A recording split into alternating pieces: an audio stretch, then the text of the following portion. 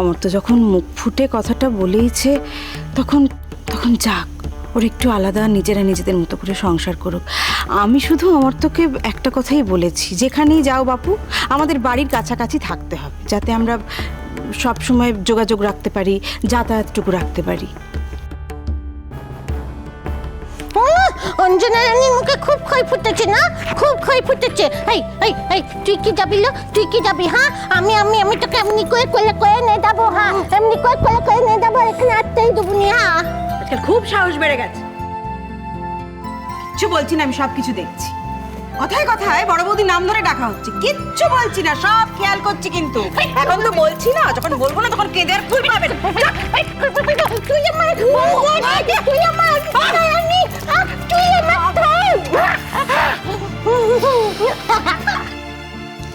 রাঙা পেশি, আমি আসার পর থেকে তুমি কিন্তু আমার সাথে ভালো করে কথাই বলনি। কি এই কদিনই ভুলে গেলে নীলকে? তুই আবার একটা মানুষ হলি নাকি যে তোর সঙ্গে কথা বলতে হবে? একদিন ধরে আমার কাজল রানীকে একের পর এক কষ্ট দিয়েছিস আর এখনো কষ্ট দিচ্ছিস। হ্যাঁ এখন তো তোর দুখানা বউ দাঁড়িয়েছে, তো নকল বউটাকে ঘাট ধাক্কা দিয়ে তাইয়ে দিয়ে আসল বউটাকে কাছে রাখতে পারছিস না। হ্যাঁ একটু আস্তে কথা বলো। এক্ষুনি যদি আরশি এসে যায় আর ও যদি এসে শোনে যে তুমি ওর নামে এরকম বাজে বাজে কথা বলছো সমস্ত, কি ভাববে বলো তো? মেজা, প্রকারান্তরে তাহলে তুমি মেনেই নিলে যে আরশি হচ্ছে নীলের নকল বউ। তাহলে আর কি, কাজল আসল বউ। থ্যাংক ইউ শুভদা, ফাইনালি তুমি এটা স্বীকার করে নিলে। তাহলে কি বলছে বলো তো এরা? আমি তো কিছুই বুঝতে পারছি না। আমিও বুঝতে পারছি না। এই কথাটা বুঝতে পারলে না মেজে বৌদি? আরে রাঙা দিদি যখনই ওই নকল বইয়ের কথা তুললো, দিয়ে তারপরে দু চারটে মন্দ কথা বললো নীলকে, সঙ্গে সঙ্গে মেজদাদা কিন্তু আরশির কথাটা তুললো। আসলে মেজদাদা জানে যে কে তার নকল বৌমা। কি অদ্ভুত বলো তো, এরকম অদ্ভুত হয়ে কথা বলছো কেন? পেছি পেছি কথাগুলো বলছো কেন বলো তো? আমি সেটাই বুঝতে পারছি না। কোথা থেকে কি টেনে আনছো? আরে আমি তো এমনিই বলেছি, আরশি যদি এসে শোনে ওর তো খারাপ লাগবে। আরে বাবা, আমি আমার বাড়ির বউকে মিনিমাম সম্মানটুকু জানাবো না? আর আরশি তো নীলের আসল বউ, ওর যাতে কোনো কিছুতে খারাপ না লাগে সেই জন্য আমি সবাইকে সাবধান করতে চেয়েছি। বাহ, ভালো ম্যানেজ করো তো শুভদা। কি সুন্দর এবারের মতো উতরে গেলে তুমি। না না, যা চলছে সেটাও তো চলতে পারে না। আরশিরও তো বোঝা উচিত যে নীল ওর সঙ্গে থাকতে চায় না। আর এটা একবার বুঝে গেলে ও তো নিজের সম্মানটা বাঁচানোর জন্য এ বাড়ি ছেড়ে চলে যাওয়া উচিত।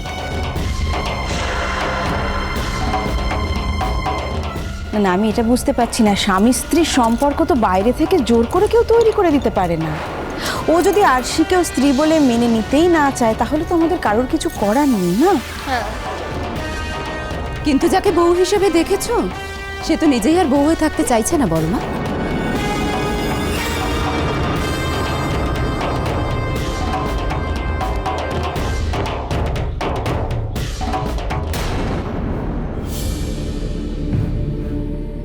কি নীল, তুমি তুমি সবাইকে সবটা খুলে বলনি?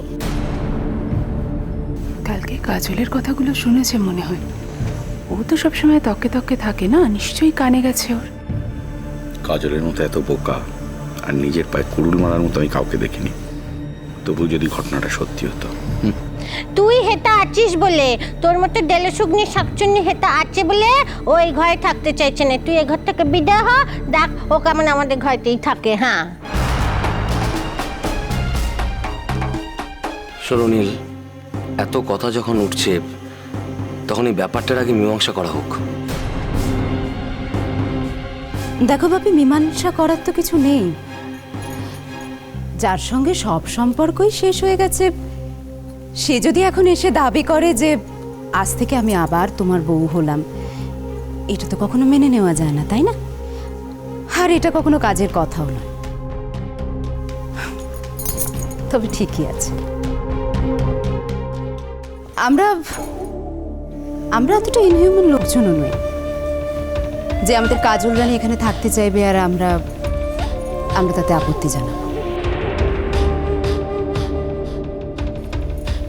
আমাদের বাড়িতে তো কত আশ্রিতরা এরকম এসে থাকে, তাই না? ও না হয় সেভাবেই থাকবে। আমি শুধু তোমাদের একটাই রিকোয়েস্ট করতে চাই আন্টি, এখন না হয় ও বউ নেই, কিন্তু একটা সময় তো নীলের বউ ছিল, তাই তাই ওর নতুন সংসারে যাওয়ার আগে ও যতদিন চায় এখানে তোমরা ওকে থাকতে দাও। নতুন সংসারে যাওয়ার আগে মানে?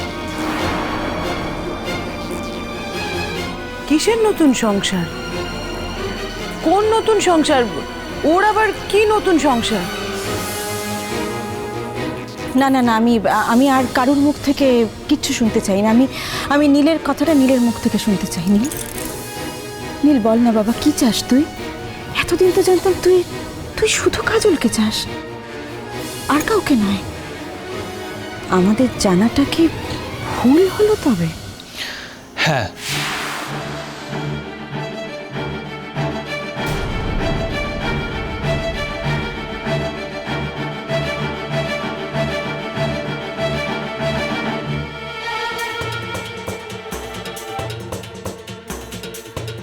নীল, কালকে তোর ওই মেয়েটার ওইসব কথা শুনে মেয়েটার উপরে খুব রাগ হয়েছে, তাই নয় রে? না, তোমার রাগ হওয়াটা খুব স্বাভাবিক নীল, কিন্তু তুমি তো কালকে বলেছিলে তোমার নাকি এখনো অনেক প্রমাণ নেওয়া বাকি আছে। হ্যাঁ বলেছিলাম যে যা সত্যি তা আমি খুঁজে বার করব। আমি কথাও বলেছিলাম যে কাজল যা বলেছে তা যদি সত্যি হয় তাহলে কাজলকে আমি আর কোনো স্ট্রেস দেব না। আমি নিজে কাজলকে তার কাছে পৌঁছে দিয়ে আসবো। হ্যালো নীলকুমার, আমার কাজুলানিকে তুই নিজের কাছে না রেখে কার কাছে পৌঁছে দিবিল? হ্যাঁ, এই দুদিনের মধ্যে এই শাঁকচুন্নি তোর মাথায় একখানি ঘোল ঢেলে দিল। হ্যাঁ, একখানি বশ করে নিল তোকে। বাপু ধন্যি মেয়ে ছেলে, তুই ধন্যি মেয়ে ছেলে। হ্যাঁ, সবার সব দান আমি উল্টে দেব এবার। কাজল যখন আমাকে এতটা কষ্ট দিতে পারলো, এতটা অপমান করতে পারলো, তখন আমিও দেখতে চাই সেই কষ্ট, সেই অভিমান ফেরত দিলে ওর কি হয়। কিলো ওটা চুপ করে মুখ বুজে দাঁড়িয়ে রইলি যে? হ্যাঁ,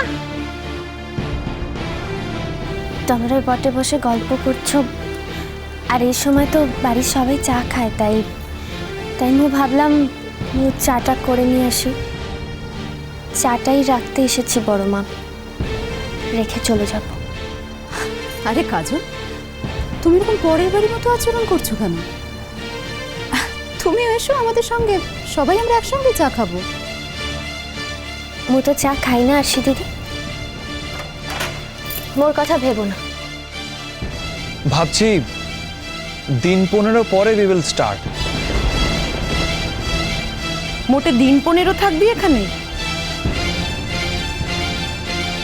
হ্যাঁ, পারলে আরো আগেই যেতাম। আসলে কয়েকটা বিশেষ কাজ বাকি আছে, তাই। এই এক মিনিট, উইল স্টার্ট মানে কাকে নিয়ে যাওয়ার কথা বলছো তুমি?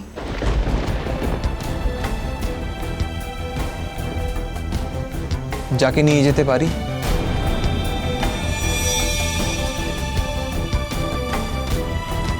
আমার স্ত্রীকে।